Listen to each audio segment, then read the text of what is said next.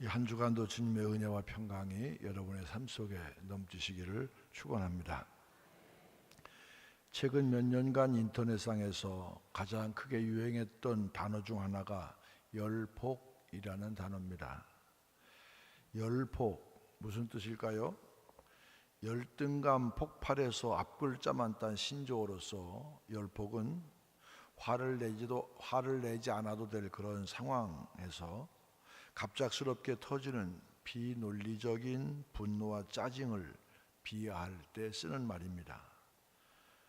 달리 생각해보면 인간이라면 누구나 말하기 힘든 열등감 하나쯤은 가지고 있기 마련이라는 뜻이기도 합니다.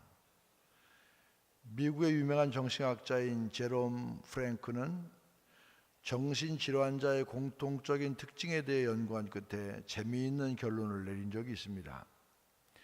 모든 정신장애는 기가 죽어서 생기는 병이며 기를 살리는 것이 모든 치료 방법의 공통적인 요인이라는 것입니다. 기가 죽어서 생기는 병은 다름 아닌 열등감입니다. 모든 정신적 장애의 근본에 웅크리고 있는 것이 바로 열등감이라고 할 만큼 열등감은 위험한 증상입니다. 열등감을 특수한 사람에게만 생기는 문제적 성향으로 이해해서는 안 됩니다. 열등감은 성장 과정에서 타인과 나를 비교하면서부터 자연스럽게 사람의 마음속에 만들어지곤 합니다. 열등감은 자신의 내밀한 컴플렉스와 관련되어 있는데 컴플렉스는 성장 과정에서 누구에게나 하나둘씩 생기기 마련이기 때문입니다. 대부분의 사람들은 모두 저마다의 열등감을 품고 있습니다. 다만 정도의 차이가 있을 뿐입니다.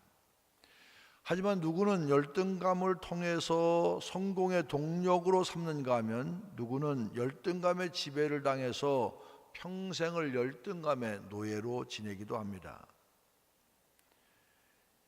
열등감을 성공의 동력으로 삼은 사람들 가운데 이런 사람들이 있습니다. 아인슈타인, 이 사람은 대단한 과학자지만 학창 시절에 수학을 잘하지 못하는 열등생이었습니다.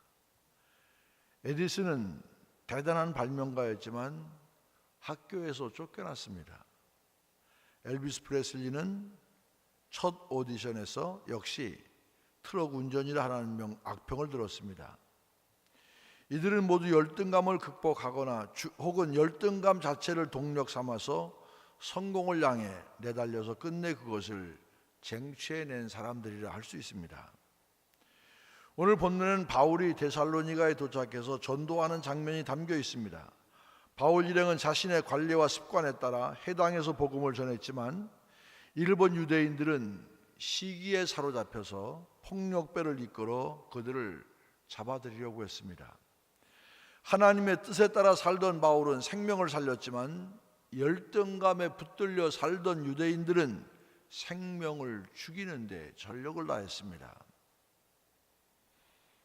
오늘 이 예배에 참여 여러분들은 무엇에 사로잡혀 살고 있습니까? 오늘 말씀을 통해 우리가 무엇을 따라 살아야 하는지를 깨닫는 은혜의 시간 되기를 소망합니다. 좋은 신앙 습관을 따라 사는 사람은 생명을 살립니다. 사도 바울 일행은 유럽 전도를 계속 진행하고 있었습니다. 빌립보 다음으로 그들이 지나간 곳은 암비볼리와 아볼로니아입니다. 암비볼리는 빌립보 남서쪽 53km 지점에 있고 아볼로니아는 암비볼리에서 43km 정도 떨어진 곳에 있습니다. 이 두 도시를 지나 도착한 것이 바로 오늘 본문에 나오는 데살로니가입니다. 데살로니가는 아볼로니아 남서쪽 64km 지점으로 전략적 요충지였습니다. 마게도냐 지방의 수도이기도 했습니다. 데살로니가는 마게도냐 내륙의 풍요로운 농경지를 동쪽에 있는 육로와 해로에 연결시켜 주었습니다. 고대 로마의 정치가 겸 저술가인 키케로는 데살로니가를 우리 영토의 심장부라 그렇게 부를 정도였습니다. 인구 20만 도시로 정치 경제의 중심지여서 자연히 많은 사람들이 붐볐기 때문에 바울과 실라는 이곳을 발칸 반도 전역에 복음을 전하기 위한 전략적 요충지로 삼았습니다. 그렇기 때문에 그들은 빌립보에서 160km나 떨어져 있는 데살로니가 도시에 사력을 다해 들어왔던 것입니다. 그렇게 어렵사리 데살로니가에 도착한 바울 일행은 무엇을 했을까요? 본문 1절, 2절, 3절 말씀입니다. 같이 한번 읽겠습니다. 그들이 암비볼리와 아볼로니아로 다녀가 데살로니가에 이르니 거기 유대인의 회당이 있는지라 바울이 자기의 관례대로 그들에게로 들어가서 새 안식일에 성경을 가지고 강론하며 뜻을 풀어 그리스도가 해를 받고 죽은 자 가운데서 다시 살아나야 할 것을 증언하고 이르되 내가 너희에게 전하는 이 예수가 곧 그리스도라 하니. 특별히 2절을 보면은 바울이 자기의 관례대로 그들에게로 들어가서라는 구절이 등장합니다. 여기서 관례대로라고 번역된 단어 헬라어로 에이오토스인데 에이오토스라는 단어는 익숙한 대로, 습관대로 그런 뜻입니다. 그렇다면 바울은 관례대로, 습관대로 무엇을 했습니까? 여기서 드러나는 바울의 습관은 무엇이었습니까? 그에게는 안식일에 유대인의 회당에 가는 것이 습관이었습니다. 오늘날로 바꿔 얘기하면 주일에 교회에 찾아와서 예배 드리는 습관이 바울에게 있었다는 이야기입니다. 그리스도인으로서 주일에 교회를 찾아 예배 드리는 것 너무나도 당연한 일일 수 있지만 사실 이 당시에 바울의 형편은 어느 한 곳에 정착해서 매주 같은 곳에서 예배를 드릴 수 있는 그런 상황이 아니었습니다. 끊임없이 움직여야 됐습니다. 물론 한 장소에서 몇 주씩 머물 때도 있었지만 때로는 하루에 몇십 킬로를 이동해야 될 때도 있었습니다. 그런 상황 가운데서 안식일마다 거르지 않고 회당을 찾아가서 예배를 드린다는 것 상당한 정성과 노력이 필요한 법입니다. 하지만 바울은 안식일마다 늘 회당을 찾아 예배를 드립니다. 왜냐하면 그것이 바울의 거룩한 습관이었기 때문입니다. 거룩한 습관을 따라 안식일에 해당해서 바울이 했던 일은 무엇입니까? 바로 성경을 강론했습니다. 성경 말씀을 선포했습니다. 복음을 전했다 이 말입니다. 이때 바울이 전한 복음의 핵심은 3절에 나오는 것처럼 예수가 곧 그리스도라는 내용입니다. 예수님께서 이 땅에 오셔서 십자가에 달리신 후에 다시 살아나신 메시아, 바로 메시아가 예수님임을 바울 사도는 전했습니다. 이렇게 바울은 복음을 전하는 것이 습관이었습니다. 그리고 바울이 자신의 관례대로 자신의 습관대로 회당에서 예수가 그리스도임을 전할 때 4절에 기록된 것처럼 경건한 유대인의 큰 무리와 적지 않은 귀부인이 바울을 따르는 놀라운 생명의 결실을 거두게 됩니다.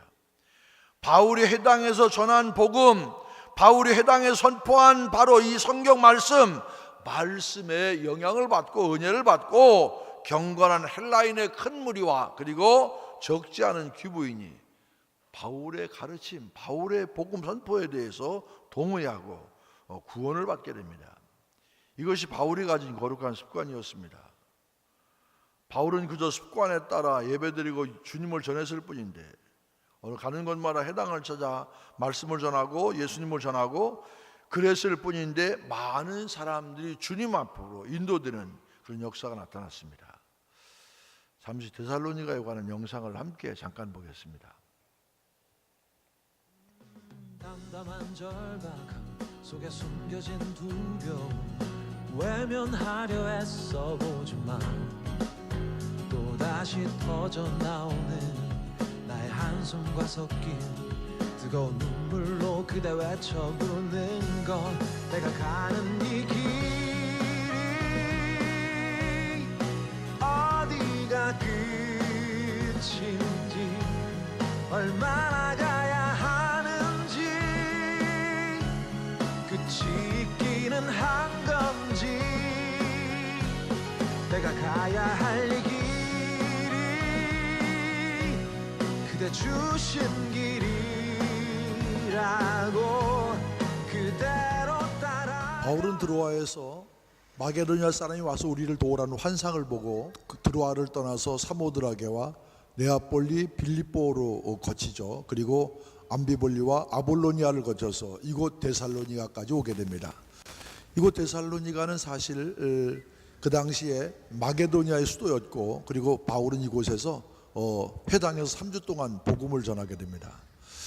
유감스럽게도 바울이 복음을 전했던 회당터는 발견되지 않고, 바울이 주로 전도의 두 가지 거점으로 삼았던 그 회당과 아골라, 그 가운데 아골라, 지금 뒤에 보이는 이곳이 바로 바울이 복음을 전했을 것으로 여겨지는 아골라터입니다.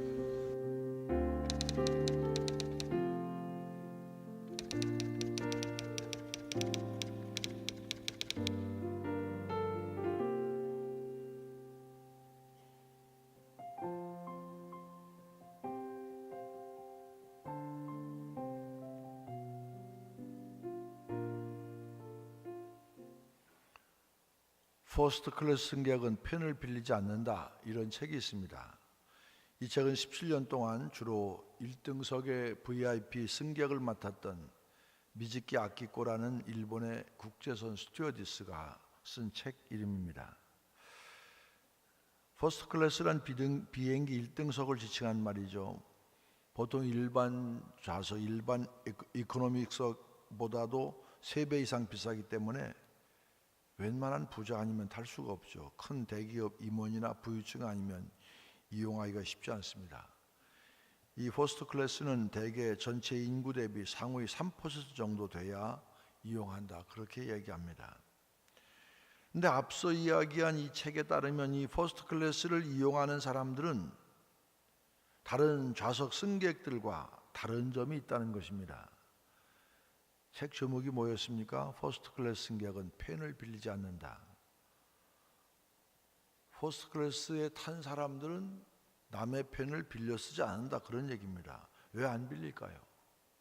그만큼 부유하니까 자존심이 강해서 스튜어디스에게 펜 따위는 빌리지 않기 때문일까요? 아니면 주위에 늘 펜이 널려 있기 때문에 빌리지 않아도 되는 것일까요? 그것도 아니면 그냥 귀찮아서 안 빌리는 것일까요? 저자에 따르면 이들은 늘 자신만의 펜을 가지고 다니기 때문이라는 것입니다. 퍼스트 클래스를 탈 정도로 세속적인 성공을 이뤄낸 사람들은 공통적으로 늘 무엇인가를 메모하는 습관을 가지고 있었습니다. 그들은 틈틈이 생각나는 아이디어나 생각들을 놓치지 않기 위해 언제나 자신만의 펜을 가지고 다녔습니다. 그래서 스튜어디스에게 펜을 빌릴 필요가 없었습니다. 그런데 이런 작은 습관들 때문에 그들은 그런 성공을 이룰 수 있었다는 것이 바로 저자의 지론입니다. 우리가 여기서 오해하지 말아야 할 것은 펜을 가지고 다닌다고 모두 경제적으로 성공하는 사람이 될 수 있다는 이야기는 물론 아닙니다. 성공하는 사람들 대부분이 그들만의 특별한 아주 독특한 습관을 가지고 있더라, 그런 얘기입니다. 예수님 역시 좋은 신앙의 습관을 가지고 계셨습니다. 누가복음 22장 39절입니다. 예수께서 나가사 습관을 따라 감람산에 가시매 제자들도 따라갔더니, 예수님께서 기도하기 위해 감람산에 가셨다고 했습니다. 감람산이란 어디입니까? 예루살렘 성 앞에 있는 산으로 현재 만국교회가 자리하고 있습니다. 예수님께서 이 산에 기도하러 가셨는데 무엇을 따라 가셨다고 했습니까? 습관을 따라서. 습관을 따라 기도하러 가셨다는 것이 무슨 뜻이겠습니까? 예수님께서는 감람산에 기도하러 가시는 것, 이것이 습관이셨다, 이 얘기입니다. 자, 예수님 습관이 중요한 것이 아니라, 그렇다면 우리의 습관은 무엇입니까? 사람들은 자기의 습관에 대해서 남이 자기를 볼 때는 쉽게 발견하는데 자기가 자기 습관을 모를 때가 참 많습니다. 혹시 집에 들어가자마자 TV부터 켜는 습관을 가진 분 안 계십니까? 만나는 사람마다 신세 한탄만 하거나 세상에 대한, 사람에 대한 불평, 불만만 잔뜩 늘어놓는 습관을 가지고 있는 것, 그런 사람 없습니까? 컴퓨터를 켜기만 하면 큰 의미 없는 웹서핑에 몇 시간씩 빠져들지는 않습니까? 혹은 퇴근 후에 집에 들어가지 않고 늘 한 잔씩 걸치고 들어가는 습관 가진 분 없습니까? 아니면 식사 후에 반드시 담배 한 대 피는 것 습관 가진 사람 없습니까? 좋지 않은 습관에 빠져 산다면 분명 좋은 열매를 거둘 수 없습니다. 신앙에 있어서는 더욱 그렇습니다. 우리에게 좋은 신앙의 습관이 있을 때 우리의 신앙 역시 좋은 열매를 거둘 수가 있는 법입니다. 바울처럼 예배드리는 습관, 말씀 전하는 습관이 여러분에게 있기를 소망합니다. 예수님처럼 기도의 습관, 여러분의 습관이 되기를 소망합니다. 좋은 신앙의 습관은 분명 여러분에게 좋은 신앙의 열매를 가져다 줄 것입니다.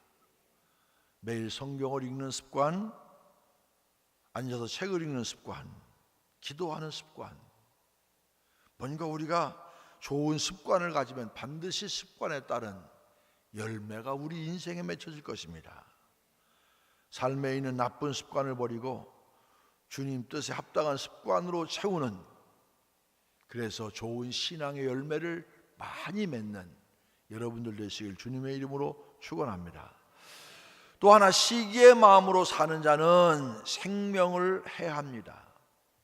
바울이 복음을 전함으로 많은 무리가 따르는 일이 벌어지자 이를 불편하게 생각하는 사람들이 있었습니다. 5절 말씀 같이 읽겠습니다. 그러나 유대인들은 시기하여 저자의 어떤 불량한 사람들을 데리고 떼를 지어 성을 소동하게 하여 야손의 집에 침입하여 그들을 백성에 끌어내려고 찾았으나 유대인들은 시기하여, 이 유대인들은 무엇보다도 바울의 일을 시기했습니다. 사실 모든 유대인들이 이들 유대인들과 같이 반응했던 것 아닙니다. 사도행전 5장에는 가말리엘이라는 사람이 등장하죠. 34절에서 이렇게 설명합니다. 율법 교사로 모든 백성에게 존경을 받는 자, 그렇게 설명합니다. 그는 유대인 전통을 체계화한 유명한 랍비 힐렐의 손자였고 한때 사네드린 공의 의장직을 맡을 정도로 율법에는 아주 정통한 사람이었습니다. 바울 역시 이 가말리엘의 문화의 사람이었습니다. 사도행전 5장에는 베드로가 사네드린 공회에 출두해서 자신이 전한 복음에 대해서 재판받는 장면이 나오죠. 베드로의 진술을 듣고 많은 이들이 흥분하며 분노했지만 가말리엘은 그러지 않았습니다. 5장 38절 39절입니다. 이제 내가 너희에게 말하노니 이 사람들을 상관하지 말고 버려두라. 이 사상과 이 소행이 사람으로부터 났으면 무너질 것이요 만일 하나님께로부터 났으면 너희가 그것을 무너뜨릴 수 없겠고 도리어 하나님을 대적하는 자가 될까 하노라. 가말리엘은 기독교에 대해 무조건 견제하고 비난하지 않았습니다. 일단 주시하고 지켜보자고 했습니다. 만약 기독교가 사람으로부터 났다면 시간이 지남에 따라 알아서 무너질 것이겠지만 하나님께로부터 난 것이라면 아무리 너희들이 그렇게 해도 살아남을 것이라, 그런 얘기입니다. 결국 누구 말이 맞았습니까? 가말리엘의 말이 맞지 않았습니까? 기독교가 하나님께로부터 비롯된 것임을 역사가 증명하고 있습니다. 하나님께서 허락하신 것이기에 2000년이 지난 지금까지 기독교는 사라지지 않고 오히려 역사의 중심 가운데 늘 거하는 것인 줄로 믿습니다. 하지만 데살로니가에 있던 유대인들은 가말리엘 같지 못했습니다. 그들은 바울이 전한 복음에 많은 사람들이 감동을 받고 동의하고 구원받는 역사에 대해서 같이 기뻐하지 못하고 시기했습니다. 그들이 왜 이렇게 기독교에 대해 시기했을까요? 왜 사도 바울이 전한 복음을 듣고 감동받고 구원받는 그 사람들이 있는 이 사실에 대해서 시기했을까요? 이 심리학에서는 시기의 근본적인 원인을 열등감, 그렇게 표현합니다. 열등감이란 무엇입니까? 다른 사람에 비하여 자기는 뒤떨어졌거나 자기에게는 능력이 없다고 생각하는 마음입니다. 자격지심이라고 하기도 합니다. 세상에 열등감만큼 문제 있는 것이 없습니다. 열등감에 사로잡힌 사람은 늘 자신을 남과 비교합니다.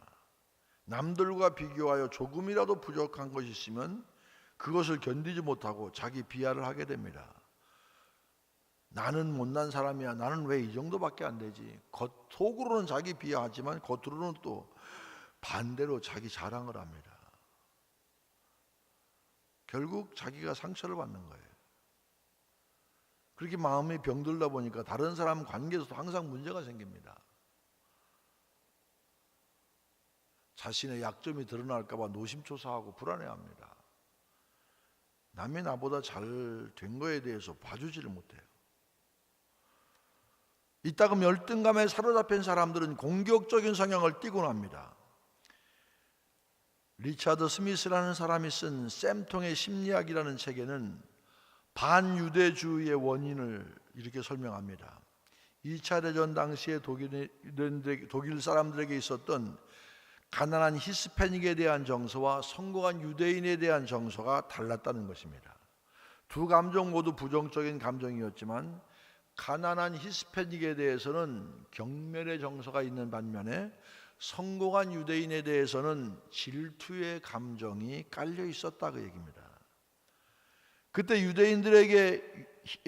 독일 사람들에게는 유대인들은 더 유능하게 보이면서 동시에 자신들과 경쟁 관계에 있다고 느꼈기 때문에 자신들에게는 늘 유대인들이 위협적인 존재다 그렇게 인식을 했습니다. 더욱이 당시 독일은 1차 세계대전에서 치욕스러운 패배를 맛보고 그로 인해 전쟁, 배상금 등으로 경제적으로 심각한 문제를 겪고 있는 그런 상태였습니다. 이때 히틀러는 이 모든 원인이 이 유대인들에게 있다고 선동했고 그러자 대다수의 독일 사람들은 이런 선동에 넘어갔습니다. 희생양을 삼는 거예요. 요즘 정치도 많이 이런 거 이용하죠. 나쁜 경제 상황으로 인해 집단적인 좌절감에 빠져있던 독일 사람들은 그런 시련에 대해서 그럴듯한 원인을 찾고 있었고 히틀러는 그들에게 유대인들이란 먹잇감을 던져주었습니다. 이 무렵 유대인들을 향한 나치의 증오는 단순한 위협감 정도를 넘어서고 있었습니다.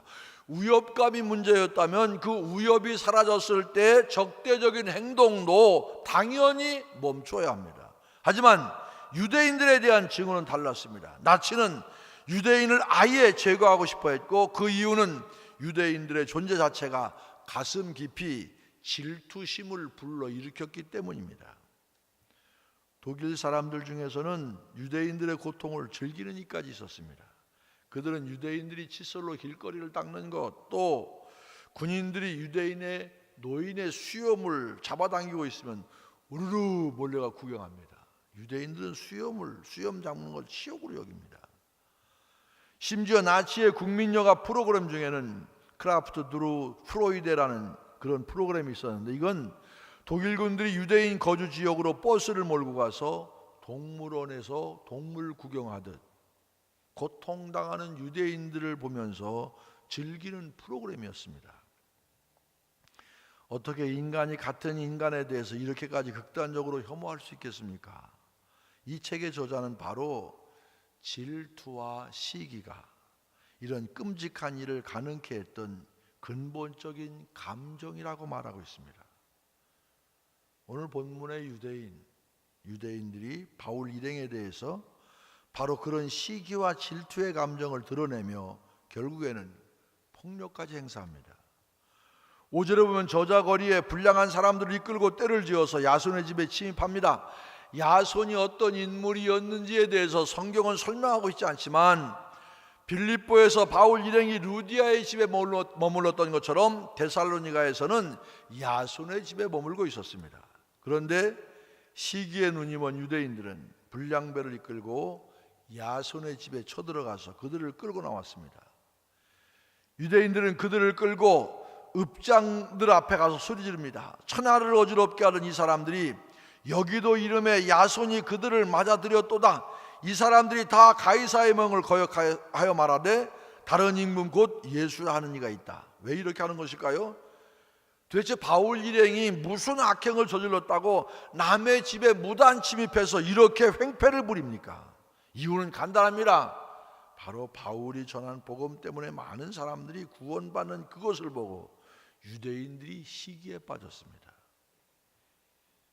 성도 여러분, 자신과 타인을 괴롭히는 시기와 질투에서 벗어나시기를 바랍니다. 이 시기와 질투가 있는 사람은 어떤 관계도 정상적인 관계를 갖지 못합니다. 사촌이 땅을 살 수도 있는 것 아니겠습니까? 땅을 좀 사면 어떻습니까? 잘 되면 축하해 줘야 될 것이지 그렇게 꼭 배가 아파야 됩니까? 그런 마음은 결국 타인의 생명도 해하고 배 아픈 자신도 해가 되는 거예요. 결국 나에게 유쾌하고 행복한 일이 아닙니다. 시기와 질투, 열등감으로부터 여러분 스스로를 지키시길 바랍니다. 절대 남과 비교하지 마시기를 바랍니다. 하나님 앞에서 우리 모두는 복된 존재입니다. 나는 나대로 남이 나와 다른 걸 가졌더라도 남이 안 가진 건 내가 가질 수 있지 않습니까? 내가 하나님 앞에 섰다는, 하나님께 구원받은 주의 백성이라는 것 하나만으로도 당당하게 어깨 피며 감사하며 살아야 되는 것, 이게 우리 성도들의 모습입니다. 남 하는 거 너무 신경 쓰지 마세요. 잘 되는 사람 보면 칭찬해주고 그러면 안 됩니까? 좀 못하는 사람 격려해주고 위로해주고 그러면 안 됩니까? 신앙의 사람이 뭡니까? 많이 가졌다고 자랑할 것도 없고 덜 가졌다고 그렇게 또 비굴할 것도 없습니다. 왜? 우리는 하나님께로부터 구원받은 당당한 하나님의 자녀가 아닙니까? 신앙생활을 하는 사람들 가운데도 결국 시기와 질투 이것 때문에 만나면 사람이 불편해지고, 아닙니다. 괜히 피하고 싶어지고 정상적인 관계가 안 돼요. 잠언 30장 8절은 이렇게 말씀합니다. 곧 헛된 것과 거짓말을 내게서 멀리하옵시며 나를 가난하게도 마옵시고 부하게도 마옵시고 오직 필요한 양식으로 나를 먹이시옵소서. 하나님께서 필요한 것으로 우리를 먹이시옵소서. 이게 바로 저와 여러분의 기도가 되어야 할 줄로 믿습니다. 가난하게도 마시고 부하게도 마시고 그저 오늘 나에게 필요한 양식으로 주님께서 채워주실 때 그것만으로 감사하고 그것만으로 만족하면 되지, 왜 남이 가진 것, 남이 하는 것 시기하고 질투하고 원망하고 불평하고 욕하고. 여러분, 남 욕할 때 내 마음은 천국입니까? 남 욕하고 시기하는 그 순간 내 마음은 지옥입니다. 지옥. 주님으로 만족하시기를 바랍니다. 주님을 기쁘시게 하는 것이 여러분의 삶의 기쁨이 되기를 소망합니다. 주님을 기쁘시게 하는 삶의 습관으로 가득하기를 소망합니다. 바로 유대인들이 가졌던 시기를 버리고 바울처럼 좋은 신앙의 습관으로 생명의 열매를 많이 거두는 성도 여러분들 되시기를 주님의 이름으로 간절히 축원을 드립니다.